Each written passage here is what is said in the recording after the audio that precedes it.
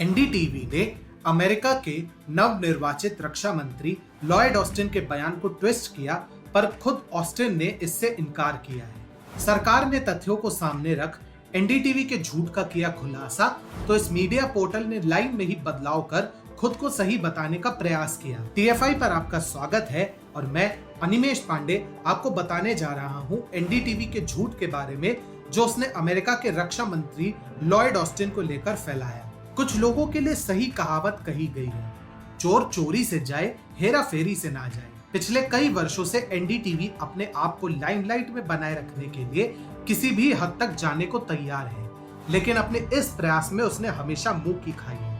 परंतु खुराफाती मन माने कैसे? सो एक बार फिर एनडीटीवी झूठ फैलाते हुए रंगे हाथों पकड़ा गया, जब उसने अमेरिकी रक्षा मंत्री लॉयड ऑस्टिन के बारे में झूठी रिपोर्ट प्रकाशित की। हाल ही में अमेरिका के नवनिर्वाचित रक्षा मंत्री लॉयड ऑस्टिन भारत दौरे पर आए थे। उन्होंने प्रधानमंत्री नरेंद्र मोदी और रक्षा मंत्री राजनाथ सिंह से मुलाकात की और साथ ही साथ नेशनल वॉर मेमोरियल का भी दौरा किया। लॉयड ऑस्टिन ने कहा कि वे भारत के साथ मजबूत रिश्ते बने रहने की आशा करते हैं और ये भी आशा करते हैं कि दोनों देश मिलकर विश्व को एक नई राह पर ले जाएंगे। हालांकि एनडीटीवी कहां अपनी हरकतों से बाज आने वाला था।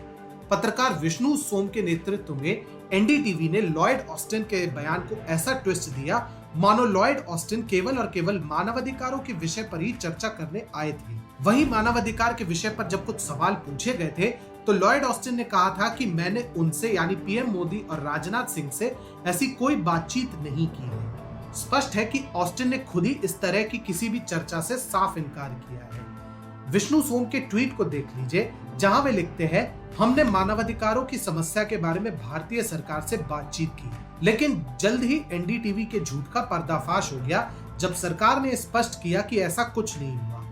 एएनआई और टाइम्स नाउ की रिपोर्ट के अनुसार मानवाधिकार के विषय पर डॉक्टर जयशंकर के बयानों के संदर्भ में प्रधानमंत्री मोदी से लॉयड ऑस्टिन की बातचीत हुई थी, लेकिन अन्य विषयों पर ऐसा कुछ भी नहीं कहा गया।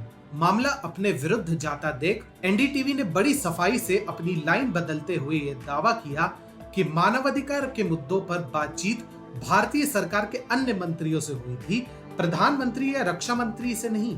अब ये एनडीटीवी के लिए कोई नई बात नहीं है, क्योंकि फेक न्यूज फैलाना तो उसके बाएं हाथ का खेल रहा है। जिस चैनल का मैग्सेसे पुरस्कार विजेता रिपोर्टर पूर्वोत्तर दिल्ली के दंगाइयों को बचाने के लिए एक निर्दोष व्यक्ति की जान को खतरे में डाल दे, उस चैनल से आप भला निष्पक्षता की उम्मीद कैसे कर सकते हैं? इसके अलावा भी कई ऐसे मौके आए हैं जहां एनडीटीवी सफेद झूठ फैलाते पकड़ा गया है। कुछ महीनों पहले ही रवीश कुमार ने धान की खरीद पर एक भ्रामक रिपोर्ट फैलाई थी, जिसके चक्कर में केंद्र सरकार के प्रेस इंफॉर्मेशन ब्यूरो ने उसे खूब खरी खोटी सुनाई और उसे फेसबुक पर माफीनामा पोस्ट करने के लिए भी विवश किया। लेकिन इसके बाद भी एनडीटीवी अपनी हरकतों से बाज नहीं आया और मार्च के प्रारंभ में ये अफवाह फैलाई कि राजस्थान में वैक्सीन की कमी पड़ रही है, जिसके लिए पीआईबी ने एक बार फिर इस न्यूज चैनल को अड़े हाथों लिया। ऐसे में ये कहना गलत नहीं होगा कि एनडीटीवी को शिष्टाचार और पत्रकारिता का पाठ पढ़ाना माने भैंस के आगे बीन बजाना।